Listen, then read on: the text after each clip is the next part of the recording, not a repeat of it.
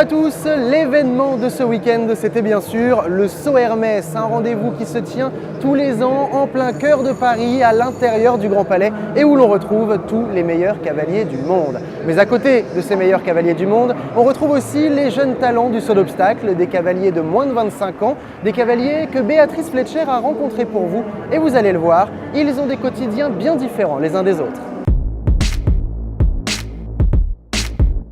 Seule une vingtaine de jeunes talents avaient été conviés par Hermès à fouler la prestigieuse piste du Grand Palais. Pour certains, le saut d'obstacle semble s'être imposé comme une évidence. C'est le cas des jumeaux Nicolas et Olivier Philippartz, 19 ans, qui suivent les traces de leur père Ludo à haut niveau depuis bientôt 40 ans. Le duo de choc bénéficie aujourd'hui de chevaux triés sur le volet, issus en partie de l'élevage familial d'Opperheide. Ensemble, on a 25 chevaux pour moi et mon frère. On a deux entraîneurs, mon père et mon oncle Johan Philippartz. Ils sont tous les jours dans les écuries et ils entraînent tout le temps. Je pense que mon père il a une coach très stricte, mais on a toujours, lui il connaît le sport depuis 20-30 ans et lui c'est le meilleur pour nous, qu'est-ce qu'on doit faire et je pense que c'est bien pour nous écouter à lui. Certes, il glane des victoires sur les terrains de concours européens, mais pour l'avenir, on n'est jamais trop prudent. On va encore à l'école Top Sport avec mon frère. On fait maintenant le diplôme, après on veut continuer avec les chevaux, mais si ça ne marche pas, on peut encore faire d'autres choses. Pour d'autres, en revanche, la voie royale n'est pas toujours tracée à l'avance. Émeric Azzolino, 22 ans, a toujours été encouragé dans sa passion par ses parents. Ils sont autour de moi, ils m'encadrent plus ou moins, ils me donnent des vrais coups de main. Je travaille pas mal avec Nicolas Delmotte et puis Jean-Marc Nicolas. Pour trouver des chevaux, j'ai des partenaires et puis des clients. Et on les achète ensemble, en général, on les achète ensemble. Pour Cindy Rigaud, 24 ans, ni élevage familial, ni père champion. Qu'à cela ne tienne, en 2006, elle n'a que 18 ans lorsqu'elle choisit de se consacrer totalement à sa carrière de cavalière. Non, mes parents n'étaient pas du tout dans la filière. Mon copain Loubriffaut a ses chevaux. Moi j'ai mes chevaux, donc on s'occupe chacun de nos chevaux. Et on se partage les tâches des écuries pour l'entretien. Oui, c'est assez compliqué dans ce niveau-là. Parce qu'il faut déjà avoir les moyens. Il faut déjà avoir les propriétaires qui nous suivent aussi. J'ai la chance d'avoir Thierry Pommel en entraîneur de l'équipe de France. Si leur situation diverge, ces graines de champions sont tous au moins d'accord sur un point. Alors comme on sait, dans l'équitation, on n'a pas beaucoup de temps libre. J'ai pas beaucoup de temps libre, mais bon, quand j'avais du temps, je joue un peu de foot ou quelques autres sports. Mon temps libre, j'en ai pas vraiment. Si on a temps libre, on fait des choses avec des amis, on va aller au cinéma ou quelque chose. Mais ça vient pas vraiment beaucoup. Et c'est Malines Barrière-Johnson qui est la première invitée de ce tour d'honneur spécial Grand Palais. Bonjour Malines. Bonjour. Vous parlez un petit peu français, Ouais, c'est très petit. Alors Malines, vous avez remporté beaucoup d'épreuves déjà depuis le début de ce concours. Tout va très bien pour vous avec vos chevaux. Et hier, vous avez gagné avec Ludger Beerbohm l'épreuve du saut Hermès. Bien entendu, je veux dire que ce n'est pas à tous les concours que arriver et remporter deux épreuves, dont celle d'hier était très importante, avec une belle dotation. Alors oui, j'ai adoré cet endroit. Est-ce que c'est facile de monter avec Ludger Beerbohm ? Quand j'ai appris au tirage qu'il serait mon coéquipier, j'étais très heureuse. Évidemment, car c'est un cavalier fantastique et c'est un grand compétiteur à chaque compétition. Après, j'étais aussi un peu inquiète car il a du caractère et une présence, alors on éprouve du respect pour lui. Donc effectivement, je ressentais un peu de stress, mais c'était du bon stress.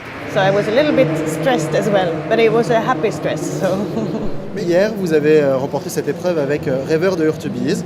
Vous avez aussi Tornesch. Personnellement, c'est un étalon que j'aime beaucoup. Est-ce que avoir deux chevaux de cette qualité-là vous a aidé ces dernières années? Parce qu'on se souvient de vous avec Butterfly Flip. Il y a beaucoup d'échéances désormais dans l'équitation. Les chevaux sont très sollicités, alors bien entendu, cela rend les choses plus faciles. Est-ce que vous en avez un préféré? Je ne peux pas vraiment vous dire, c'est très difficile. Tornesch est vraiment adorable, il est très agréable à monter. Il a beaucoup de talent et est très facile à monter. Mais c'est un étalon et il faut le surveiller de temps en temps. Quant à River, je l'ai eu à 4 ans. Je lui ai tout appris, on a tout fait ensemble. Au tout début, il était très difficile et puis il est devenu un super cheval. J'ai beaucoup de sentiments pour ces chevaux et en fin de compte, je pense que lorsqu'on a un cheval de haut niveau, ce que l'on ressent pour lui est prépondérant. Sinon, vous n'avez pas l'association parfaite. Alors, je ne suis pas en mesure de vous dire lequel je préfère. Cela dépend du jour, de leur humeur et aussi de la mienne. La Suède s'est qualifiée lors des derniers championnats d'Europe de Madrid pour les Jeux Olympiques. Quelles sont les chances de votre pays pour les Jeux Olympiques? Est-ce que la médaille, c'est possible aujourd'hui? Je vois que nous avons une très bonne équipe du moment que nos chevaux vont bien. Dans un bon jour, je vois que notre équipe est vraiment très forte. Bien sûr, Rolf Goran Bengtsson est numéro 1 mondial et Angelika Augustsson, qui est basée en Allemagne, et également Henrik von Eckermann, qui monte pour Ludger Beerbaum, et puis moi. Ce sera la Dream Team si nos chevaux sont en pleine forme. Et on pourra se battre pour une médaille. Merci beaucoup Malines de vous être arrêtée. Bonne chance pour le Grand Prix, puisque à l'heure où on se parle, le Grand Prix n'a pas encore été couru. On va justement voir comment s'est passé ce Grand Prix ici, dans le Grand Palais. Comme beaucoup d'autres, Malines Barriard est privée de barrage à cause du triple aux couleurs d'Hermès. Pour certains, quelques centièmes de seconde seulement vont coûter très cher. Mais sous la verrière, 11 des 37 couples au départ seront de la partie pour le barrage. Un seul Français y parvient, mais Philippe Rosier se contentera de la 11e place, après 2 fautes de Randgraf qui doit sûrement attendre avec impatience les grandes pistes extérieures. Le couple ne passera pas le double. Pour les autres, c'est la guerre du chronomètre, et ça se joue à rien. Et d'ailleurs, l'histoire a bien failli se répéter. L'Allemand Christian Allmann prend la tête en 33 secondes 37 et améliore avec Talou BZ le chrono de référence de Gerko Schröder. Le vainqueur de l'édition 2011 semble difficile à battre. L'an dernier, il remportait cette épreuve ex-aequo avec le Belge Rick Emmerich.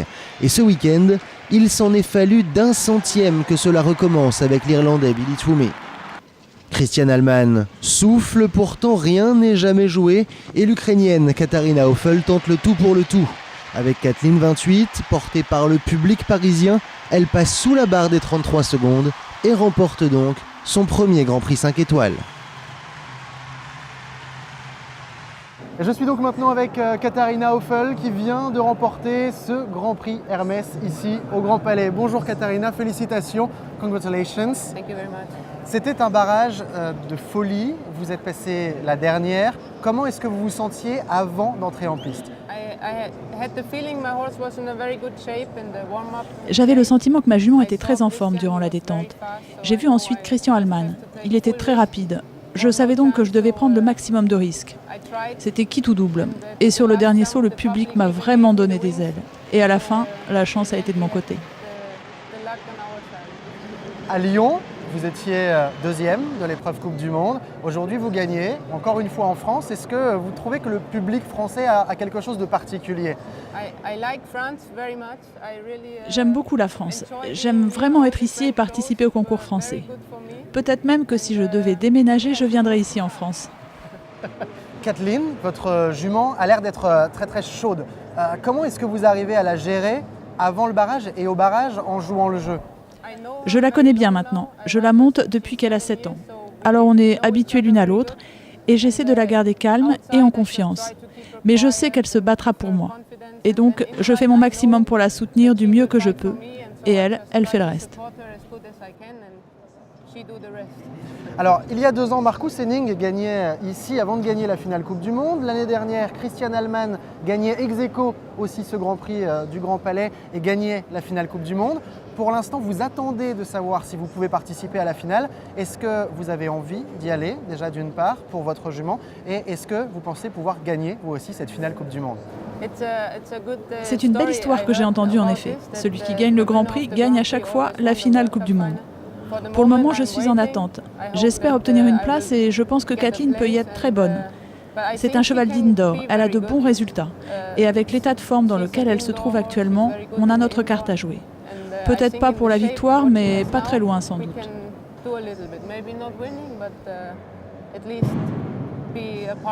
Et pour finir, comment va votre équipe d'Ukraine justement avant les Jeux Olympiques? Certains d'entre eux sont déjà engagés dans des concours extérieurs, en Espagne notamment. Un autre est encore sur le circuit indoor comme moi. Et puis nous irons tous ensemble à Arezzo et on décidera ensuite. Mais je pense qu'on est une équipe très forte, avec en plus de bons chevaux. Donc on a peut-être une chance. Bonne chance en tout cas pour votre préparation. Merci beaucoup. Thank you very much.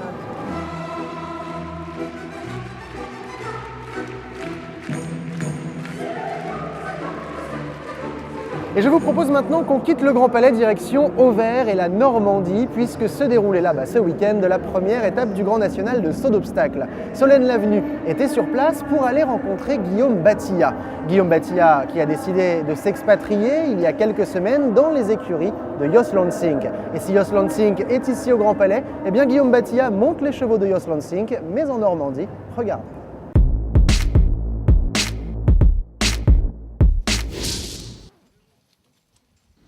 Parmi tous les camions garés à Auvers, l'un attire l'œil, celui de Jos Lansing.